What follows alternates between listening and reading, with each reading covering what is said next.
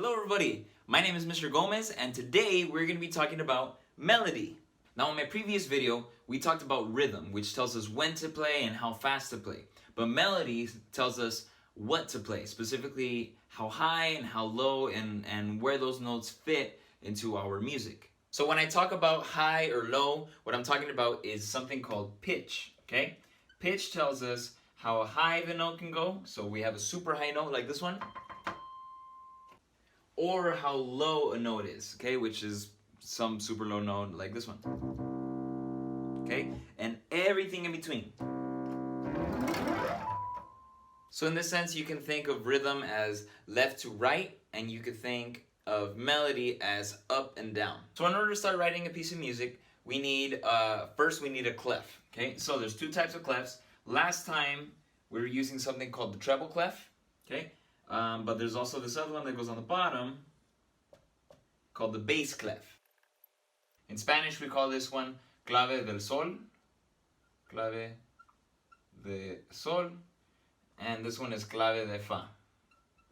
So essentially what this means is anything that is in the treble clef is like middle of the road notes. Treble clef would be from around here all the way to here.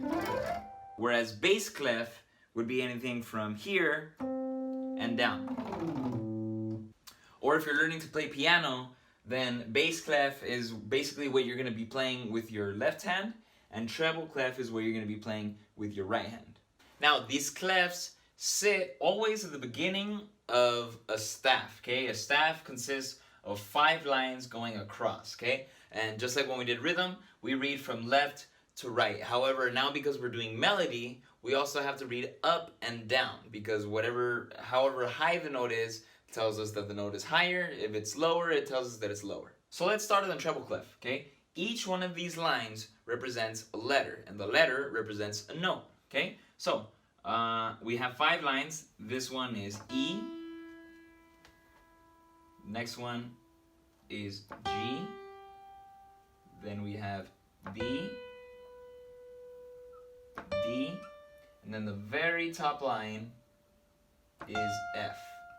An easy way for us to remember this is by using a little phrase that we like to say. It says, "Every good boy does fine." Okay? Every good boy does fine, or every good boy deserves fudge. Okay? Whatever it is that you want to say. It's just a tool, a mnemonic device that we use to help us remember. But eventually, with more practice, you won't need to be saying that every time. In between those notes, we have F, A, C, and E, okay? Same thing, except now, instead of on the lines, now we're on the spaces, okay? F, A, C, E. And the way that I remember that is face in the space. There's always a face in the space. That's the way it was taught to me. Bass clef is a little bit different, okay? Bass clef, we have G, B, D, F, and then our top line is A. Okay, so it's basically just shifted over one set of letters, okay? But for this, we could say a bunch of different things. We could say green birds do fly away, or grizzly bears don't fear anything. Or you could just keep with the same theme. You could say good boys do fine always. Whatever it is that helps you, just remember that it's a little tool that helps us remember, okay? Now in the spaces, just like in the treble clef, we have the first space, A, next space is C, then E, and the top space is G, okay? The way I remember this one is always all cows eat grass. A, C, E, G. All cows eat grass, okay? Treble clef is face in the space. Bass clef is all cows eat grass, okay? Treble clef lines are every good boy does fine. Bass clef lines are good boys do fine always. Now these might seem like two separate things, but really they're connected, okay? And the way that they're connected, or at least the way I like to think of it, is that there's a note right in the middle called middle C, okay? And when you're learning to play piano, this is one of the first things that your instructor will tell you is to find middle C, because the importance of it is that it's the note that lands right in between the two clefs, okay? It's the same note for both of them. And this little line that it's on is called the ledger line, which is something that we use when we want to write notes that are outside of the staff. But in order to show you how this is the same between both clefs, if we have a note like A right here, and we want to write B, we just put a note right above the clef, okay? And that's B. So this is A, this is B, and the next note beyond, on top of that would be C. So you draw a ledger line, and boom, that's middle C. Similarly up here, our first note right here is E. So if we want to write one note that's below it, we write D right here. And D sits right underneath the treble clef. Right before D is a ledger line and C. And that C is the same C from over here. So it's the one right underneath the treble clef and right on top of the bass clef. Middle C. On a quick side note, if you haven't already noticed, there's only 7 letters in the musical alphabet, okay? A, B, C, D, E, F, and G, okay? Nothing else. Once you get to G, you start over from A again. 26 letters in the alphabet, but the musical alphabet only uses 7. So when you create a musical staircase going from one note to the same note again, where it repeats, it's called a scale. So it goes from this note to its octave. In this case, we have the C major scale, which goes from middle C all the way to this C, right here, okay? So from this one to this one. Altogether, it should sound like this.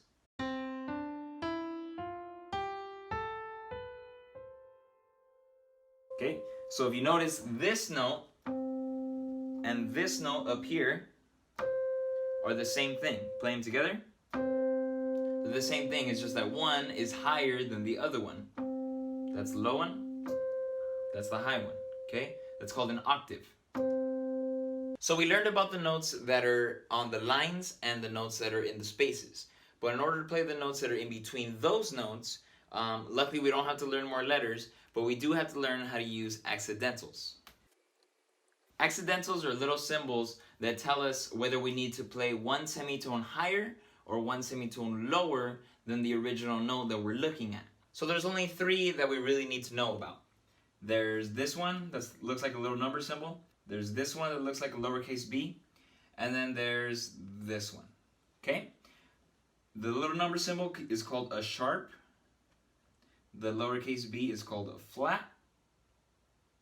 And this one stands for natural. Now all the notes, the way that we've been drawing them, are already natural, okay? If it doesn't have a symbol, then it just means that it's the original note that we're looking at, okay? So we don't necessarily need to use this symbol as much, but when we do need to use it is when we have sharps and flats involved.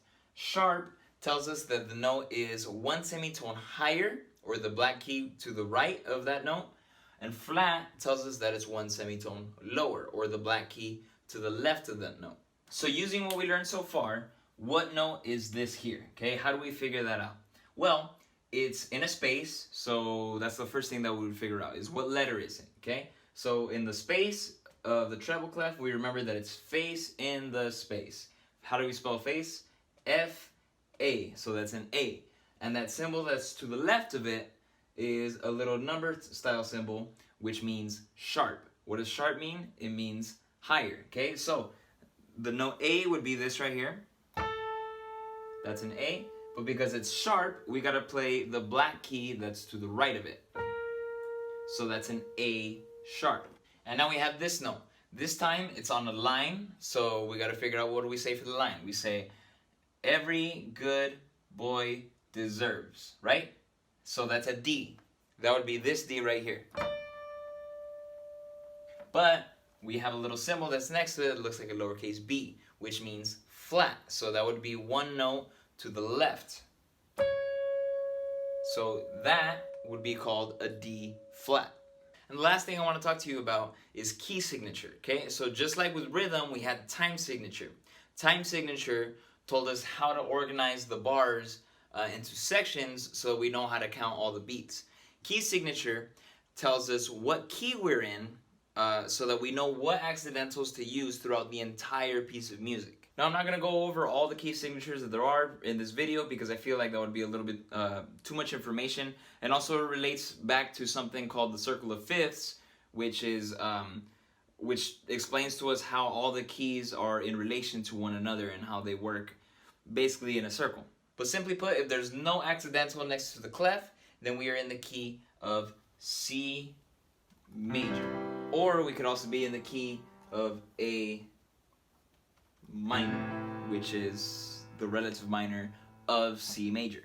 If we go around the right side of the circle of fifths, then we use sharps, okay, which is going up. Okay, with one sharp, we're in the key of G. With two sharps, we're in the key of D. With three sharps, we're in the key of A, and so on until you get all the way to C sharp. If you go around the other side of the circle of fifths, then you use flats, okay? But you do the same thing, okay? If we have one flat, then we're in the key of F. If we have two flats, then we're in the key of B flat. And then if we have three flats, then we're in the key of E flat. And the way it works is basically you just go up and down the staff until you have the maximum number of accidentals. Now, with all of your new music tools in your pocket, you can easily read a simple piece of music like this, okay? It's in common time, which is 4/4. It's in the key of G major because it has one sharp, and it looks like it starts on the note G. So a useful tip for beginners, at least this is something that helped me when I first started learning to sight read, is you want to write the letter right underneath the note, just to give you a little visual to go back to. But eventually you want to be able to play without having to write the letters underneath, okay? So right here, just really quick, we have G, we have B, C, D. This is a half note, so now it's going to last for half a beat, and it's a C. And then we have another B, C, B, A, back to B, and we end on a G, and it's a whole note because it rings out for the next of the remainder of that bar. So let's get on the piano and let's see what that sounds like.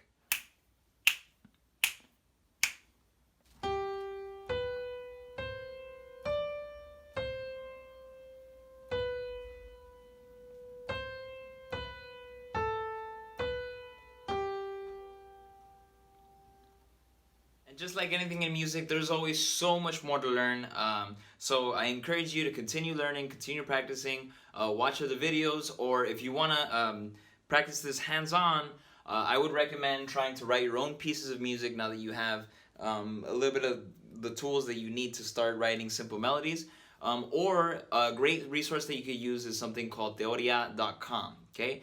Teoria is a great website for musicians of all skill levels, from very, very, very beginner to a little more advanced.